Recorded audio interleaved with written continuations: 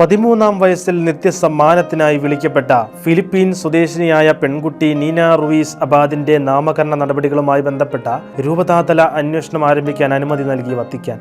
നിഹിൽ obstat അനുമതി ലഭിച്ചതോടുകൂടി നീന ദേവദാസിയായി അറിയപ്പെടും. ഇതോടുകൂടി പെൺകുട്ടി അംഗമായിരുന്ന ലാവോഗ് രൂപത നീന അസാധാരണ വിശുദ്ധ ജീവിതമാണോ നയിച്ചത് എന്നത് സംബന്ധിച്ച് അന്വേഷണം ആരംഭിക്കും.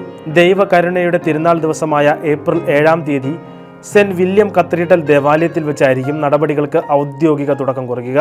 അന്ന് ഇതിനു വേണ്ടി രൂപീകരിച്ചിരിക്കുന്ന രൂപതാതല ട്രിബ്യൂണൽ ആദ്യത്തെ കൂടിക്കാഴ്ച നടത്തും. 1979 ഒക്ടോബർ 31 ഹ്യൂസോൺ നഗരത്തിലെ ക്യാപിറ്റോൾ മെഡിക്കൽ സെന്ററിൽ അഭിഭാഷക ദമ്പതികളുടെ മകളായിട്ടാണ് നീന ജനിച്ചത്.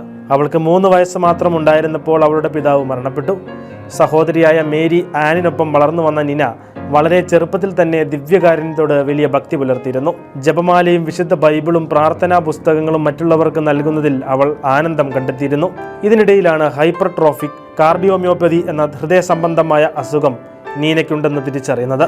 ഫാദർ ഡാനി പജറാലിക എന്നൊരു കത്തോലിക്ക വൈദികൻ അവളെ ആദ്യമായി കണ്ട സമയത്ത് പെൺകുട്ടി ആത്മീയമായ ഒരു പ്രത്യേകതയുള്ള ആളാണെന്ന് മനസ്സിലാക്കിയിരുന്നു. ദിവ്യകാരുണ്യത്തിലുള്ള അവളുടെ തീക്ഷ്ണമായ വിശ്വാസവും ആത്മീയ ചൈതന്യവും അവളെ സഹപാഠികൾക്കിടയിൽ വേറിട്ടതാക്കി. ഒരു മിഷണറി എന്ന നിലയിൽ നടപ്പിലും ഭാവത്തിലും വരെ അവൾ ശ്രദ്ധാലുവായിരുന്നു.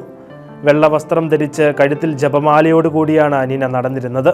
1993 ഓഗസ്റ്റ് 16 സ്കൂളിലാക്കുമ്പോൾ അവൾക്ക് ഹൃദയാഘാതമുണ്ടായി.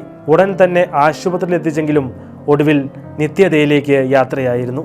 നീനയുടെ ജീവിതം പ്രാർത്ഥനയുടെയും ആരാധനയുടെയും യേശുവിനോടും പരിശുദ്ധാത്മാവിനോടും പരിശുദ്ധ കന്യാമറിയത്തോടും ആഴത്തിലുള്ള ബന്ധത്തിൻ്റെയും ജീവിതമായിരുന്നുവെന്ന് രൂപതയുടെ മെത്രാൻ റെനാറ്റോ മയൂഗ്ബ പറഞ്ഞു. സരാത്തിലെ സെമിത്തേരിയിൽ അടക്കിയിരിക്കുന്ന നീനയുടെ കബറിടം ഇന്നൊരു തീർത്ഥാടന കേന്ദ്രമാണ്.